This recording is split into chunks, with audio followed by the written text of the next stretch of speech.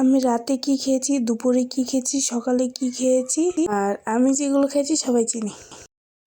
আসসালামু আলাইকুম, সবাই কেমন আছেন? আশা করি অনেক ভালো আছেন। আমিও ভালো আছি আলহামদুলিল্লাহ। আমি রাত থেকে আজকে ভিডিওটা শুরু করলাম। রাতের বেলায় আম্মু সেমাই রুটি করেছিল, আর আমার মিষ্টি তো অতটা পছন্দ না, তাও আমি খাই, আমার মায়ের হাতে রান্না। এখানে সেমাইটা রান্না করেছিল, তারপর একটু দেখাই দিলাম।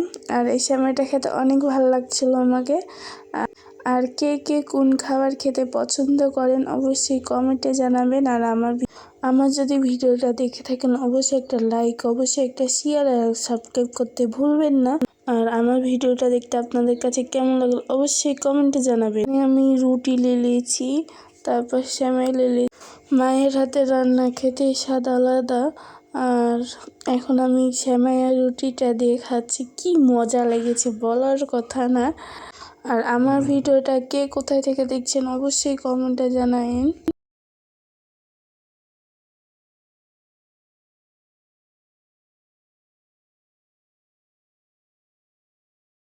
আমি এখন চামচতে উঠে খাবো।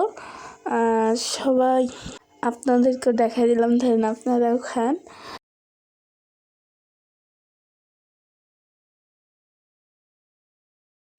তারপর একটা বিখ্যাত খাবার নিয়ে চলে এলাম। আর চাপাইয়ের মনীষের এটা কিও আমার জানা মতে কালাই রুটি। তারা কালাই রুটি খেতে পছন্দ করে। আর সেদিনকে আম্মু সকালবেলা বানিয়েছিল কালাই রুটি। মাটির চুলাতে কালাই রুটি খেতে, তার সাথে বেগুন ভর্তা আমি দিয়েছি। অনেক কিছু দিয়ে খাওয়া যায়, আমি আর কিছু নিইনি, শুধু বেগুন ভর্তাটাই নিয়েছিলাম। আর কালাই রুটি কে কে খেতে পছন্দ করেন আর অবশ্যই কমেন্টে জানাবেন। আর বেগুন ভর্তা তো সাথেই আছে দেখছেন। আর এটা চাঁপাইনবাবগঞ্জের প্রিয় খাবার আমার জানা মতে, সবাই চাঁপাইনবাবগঞ্জকে চিনে কালাই রুটি দিয়েই। তারপর এখন বেগুন ভর্তা দিয়ে খাবো। একটু ডিম দিয়ে খাওয়া যায়, হাঁসের মাংস দিয়েও খাওয়া যায়, মুরগির মানে যে কোনো মাংস দিয়েই খাওয়া যায়। এই খাবারটা আমার আব্বু খুব পছন্দ করে, যদি 3 বেলায় দেন 3 বেলায় খাবে, কোনো কথাই বলবে না। আমার আব্বুর এতটা প্রিয়, আর আমাদের প্রিয় না ওরকম। তারপরে চা খেয়ে নিলাম।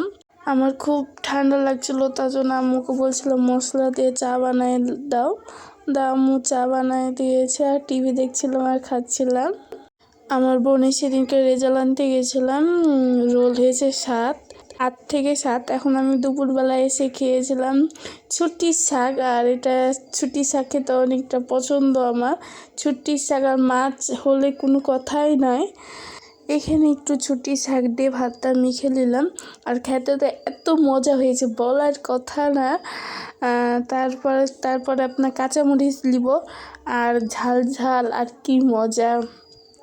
কে কে ছুটির শাক খেয়েছো না খেয়েছো অবশ্যই কমেন্টে জানাবেন আপনারা।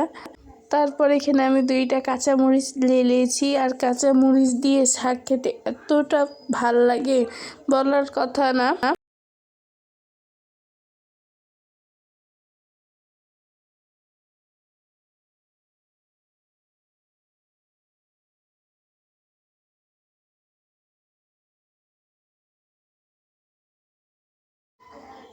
এখন এখানে আপনার কাঁচামরিচ নিয়ে নিব, কত বড় একটা কাঁচামরিচ নিয়েছি। তারপরে এখানে একটু মাছ নিব, মাছ ভুনা করেছিলাম। এটা মনে পাবদা মাছ বলে না কি মাছ ভুলে গেছিলাম।